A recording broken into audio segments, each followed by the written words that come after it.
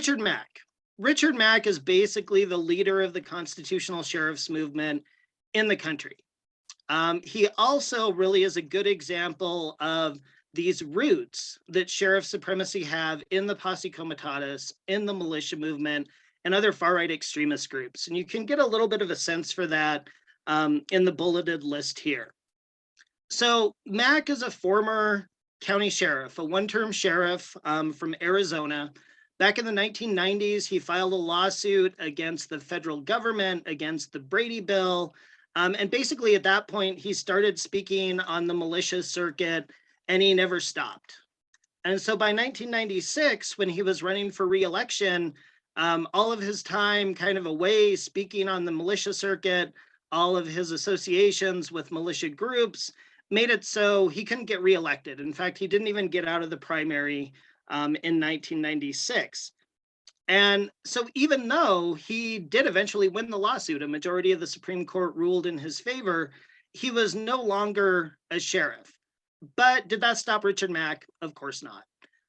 So Mack goes on to found this group CSPOA, Constitutional Sheriff and Peace Officers Association, and travels the country and basically makes a living out of trying to get law enforcement people and community members to advocate and to get their sheriffs to embrace constitutional sheriffs and sheriff supremacy. So as I said, you can get a sense for some of his beliefs and how they tie into the posse and the militia movement. The third one there references the Oklahoma City bombing, which was perpetrated by a militia adherent. The quote after that was in an article shortly after the bombing where the press were asking leaders within the militia movement to comment, and Mack, instead of showing any kind of outrage or concern, is like, I'd still call out my posse, my militia, if the federal government was getting out of hand. Mack also served as a board member for the Oath Keepers. So the Oath Keepers is this militia group that is now infamously known for helping plan the insurrection at the Capitol on January 6th. And again, just overall, I guess I should mention Randy Weaver. So he's very closely connected and friends with Randy Weaver. So the Weaver family, a white nationalist family, was at the center of the standoff at Ruby Ridge back in the early 90s that ended up being really this catalyst for the creation of the militia movement. And they've worked on books together. And when Mack spoke in Kalispell last year, he actually had Randy Weaver, who was in attendance, stand for a round of applause, and basically described him as a great American. So again, this is Richard Mack. This is the leader of the movement at the national level.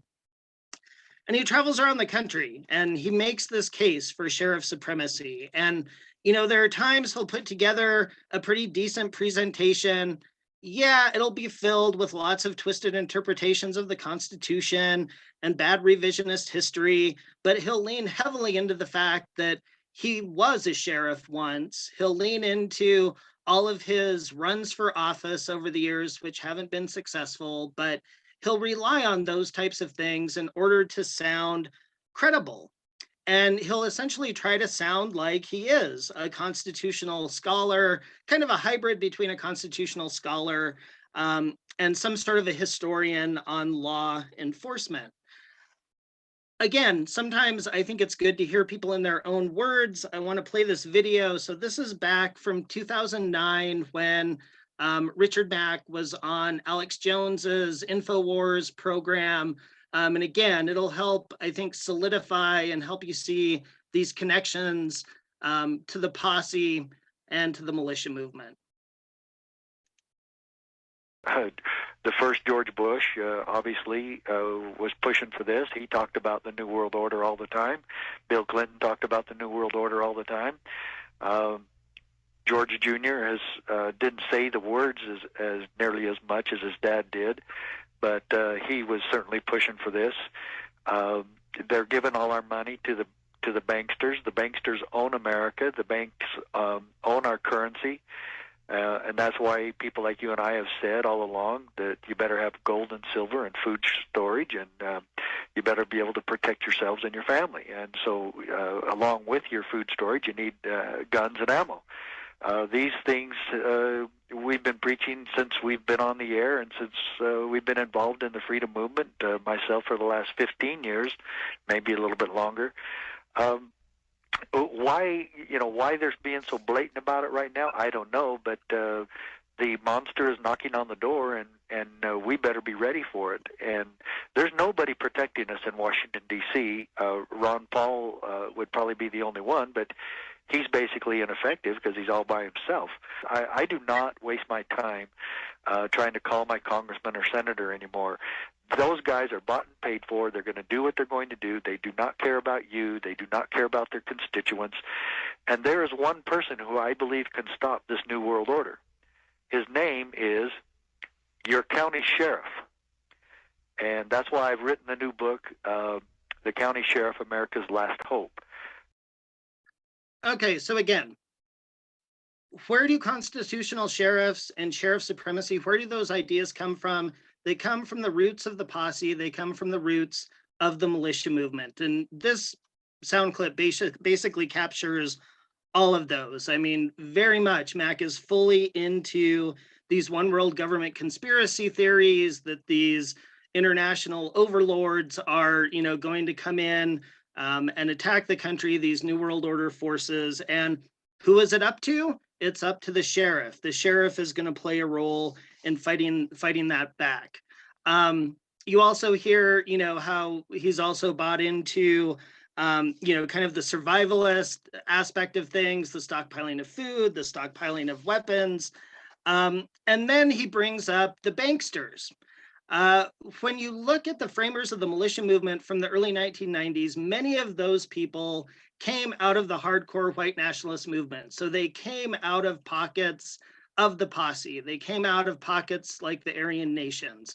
And when they put together that movement and they came up with these New World Order conspiracy theories, those are basically the exact same conspiracy theories that have motivated the white nationalist movement for decades and decades, if not centuries and centuries. And anti-Semitism is a key part of that.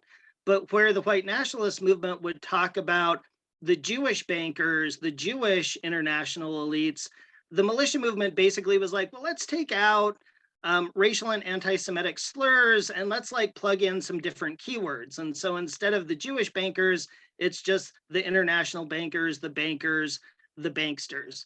So in this clip, you really get to see how somebody like Richard Mack has carried forward a lot of those ideas that, again, form the roots of where sheriff supremacy comes from.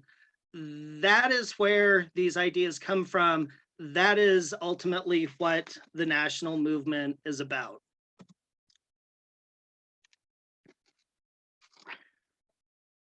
So as I mentioned before, Mack's been around a long time. First kind of went out on the militia speaking circuit back in the 1990s and has never really stopped. And therefore, it's not really surprising that he's been to Montana consistently over the years. So I've been doing this work in Montana for a little over 20 years. I would say in that time, he's here every other year, it feels like, if not more often than that. And so this headline and this picture are from an article in 2009 from the Ravalli Republic during one of his presentations down in the Bitterroot at that time. So he spoke in Montana recently. He was in Kalispell last summer. And then shortly after that speaking engagement, he joined up with this thing that was called the Arise USA bus tour that ended up stopping in other communities around the state. So what was the Arise USA bus tour?